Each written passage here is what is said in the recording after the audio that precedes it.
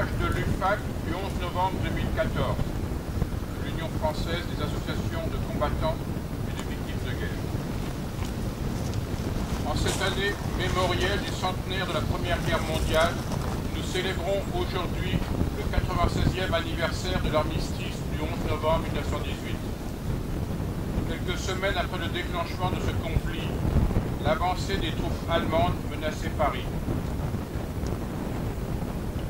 Une contre-offensive franco-britannique donnait un coup d'arrêt à l'ennemi et se terminait le 12 septembre 1914. Ce fut la première victoire de la Marne, mais la guerre allait durer encore 4 années. La France se souvient de l'horrible cauchemar vécu par ses soldats engagés dans ce conflit appelé la Grande Guerre. La France se souvient des terribles souffrances endurées par les combattants et les populations civiles sur les différents fronts, qu'ils soient ceux de la Somme, de la Marne, de Verdun et de bien d'autres.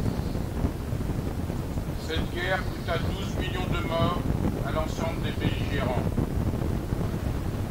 La France, pour sa part, déplorait 1 400 000 morts, 740 000 invalides, 3 millions de blessés et des centaines de milliers de veuves et d'orphelins.